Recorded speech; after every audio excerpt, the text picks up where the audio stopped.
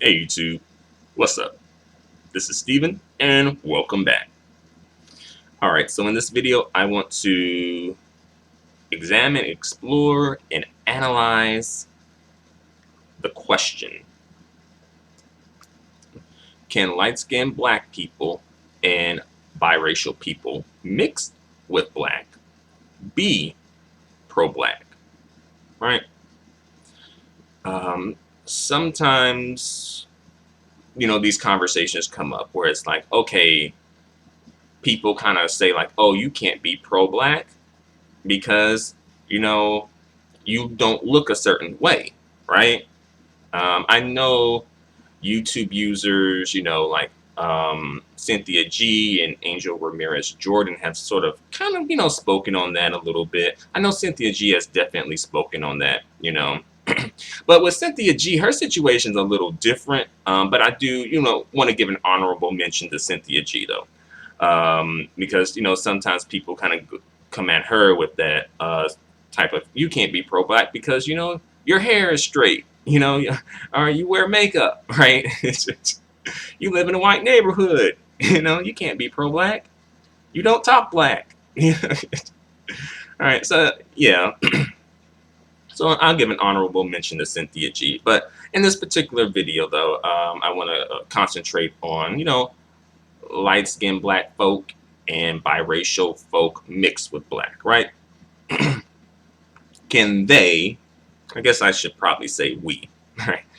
To be honest, and to be fair, I should probably say we, right? Can we be pro-black, right? So if pro-black is a if pro-black is a specific look, right? If we're just considering pro-black to be a look, then I would say no, they can't be. Their look does not signify blackness, or at least blackness strongly, right?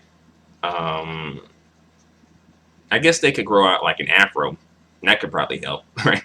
Like a big, regal, majestic afro, right? So again, if pro-black is a look, then probably not, right? If pro-black is strictly a mentality, right, in the mind, I would say yes, they can be, right?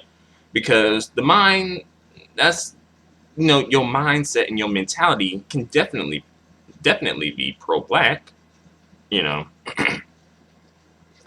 um, but oftentimes people kind of like put the two together where it's like, okay, we want you to have a look and the mentality, right?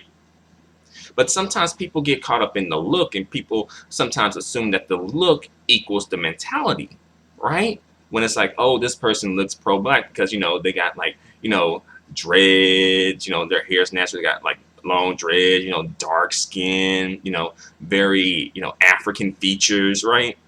But sometimes when you talk to some of these folks, they ain't on no pro-black tip, honestly. If you like,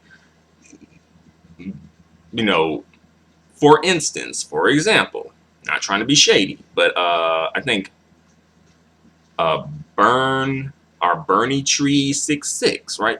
Looking at her on the outside, you would think that she was on that pro-black tip, right? She got like brown skin, the African features, right? The dreads, right? But her mentality, though, right? Her mentality ain't in sync with no pro-black stuff, right? But then, on the flip side, though, right?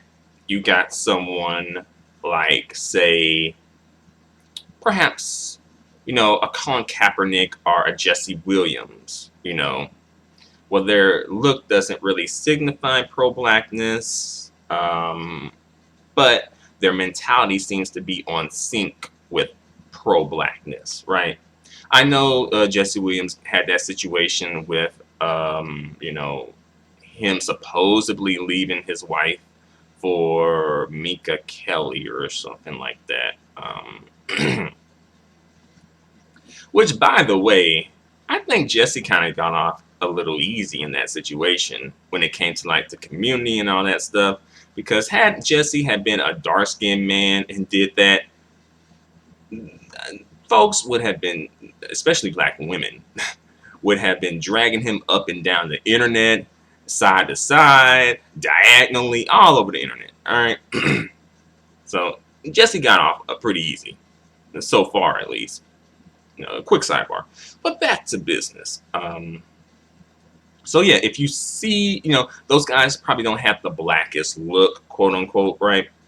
Even though sometimes we're like, oh, blackness is just so many different features, right? We're like, the blueprint of humanity. All people came from us, right? But when it comes to pro-blackness, we got to have a specific look now, right?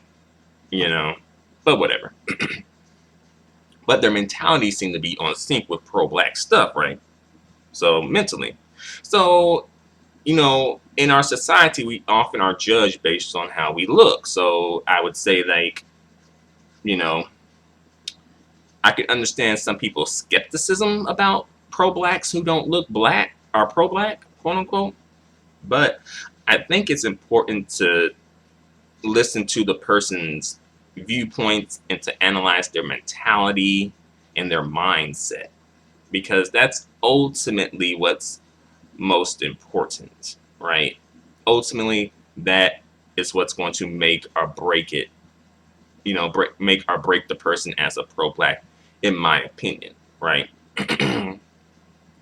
um, you know, I'll speak a little bit on my personal experience, right? Me personally, I don't refer to myself as, quote unquote, pro-black.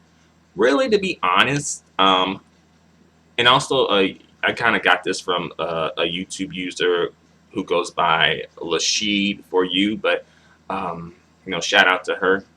But pro-blackness should kind of already be implied, pretty much, right? If you're black, you should be pro-black. It should be implied that you're pro-black, right? But oftentimes, for some reason, it doesn't seem like it's implied. Or when it's maybe implied when it comes to certain people, like, someone who looks like, Jesse Williams or Colin Kaepernick, etc. Perhaps it's not implied because they don't look like they would really perhaps care about black. It seemed like these type of issues may not appeal to them or affect them or like all that type of stuff, right? Even though that's not necessarily the case, right? And those guys do have like black parents, they do come from black people, or at least partially from black people, And me personally, I do think it's like a beautiful thing when people want to embrace blackness instead of run from it, right? Because if these guys, Jesse and Colin, were running from blackness, like say Tiger Woods, we would have something to say about that too, right? So like, you can't run from blackness, but you can't run to blackness. So it's like, where are you supposed to go, right? Where are you supposed to go? I guess you're just supposed to kind of just sit in the middle, right? You're neither here nor there, right? Even though we kind of want biracial folks to choose either here or there and not be in the middle. So, yeah, black folks, we do kind of be, as a collective, we kind of are all over the place at times when it comes to how we want biracials to be at times, right? But yeah, I do think it's a beautiful thing and a very helpful thing, for biracials to go hard in the paint for the black side, because that's the side that really needs it. Their white side doesn't need them to advocate for them. The black side does. That's the side that really needs, folks to be down for them, folks to speak out and advocate for them. Excuse me. Speak out and advocate for them and come to their defense and all that good stuff, right? That's the side that really needs it, right? But let me speak on my experience. I kind of got into it a little bit, but got sidetracked. So let me go back to my personal experience and my personal opinions about this. From my experience. All right. So for me personally, again, I don't identify myself as being pro-black. I don't call myself pro-black, right? really it should be implied, right? But also I do this because sometimes it can be like a distraction. Then the conversation comes in, like, becomes about, oh, it kind of comes back to me and me having to defend myself, right? And the conversation is much more than me. It's like we're talking about some real serious issues, right? So we shouldn't be trying to deviate from these issues. And I think sometimes if I were to claim that identity, people could use that as a way to sort of derail the conversation and get away from talking about the real issues, and instead it becomes a conversation about me and other light-skinned folk, and it's like, no, like, no, I know we all got a story to tell, we all want us to tell our story, right? So, but it's a time and a place, right? And I just don't want people to use you know the way I look as a way to derail conversations, right? Like, oh, you can't be pro-black, you're too light, how can a waffle be pro-black? Waffles aren't black, they're waffles. Right? um so yeah. um but on the flip side, if someone were to refer to me as pro-black, I wouldn't be offended by it, or I wouldn't like be like, oh no, I'm not pro-black. I wouldn't try to correct them. I would just accept it, right? If someone did, I would I would accept it. I don't view it as an insult. All right, let me put it that way. But it's just to avoid buffoonery, coonery, fuckery, and derailing. It's just something that I try not to really concentrate on, as far as the labels and that sort of a thing, right? But before I end this video, there is a question that I want to put out there, particularly to the, our darker skinned kinfolk, right? Our darker skinned brethren and sisterin, right? How do you feel when you see, you know, light-skinned black folks or biracial uh, folks being quote-unquote pro-black? How do you feel about that? Is it something that you're like, hey, that's what's up, Or is it like, I don't really care, whatever? Or is it like, hey, why are you speaking on these issues? This isn't your business. This is our business. Like, fall back. I kind of wonder that sometimes, right? So I just wanted to put that question out there. But for now, I'm going to bring this video, and this to a close for the time being, at least. But let me know what you think in the comments section. The feedback is definitely appreciated.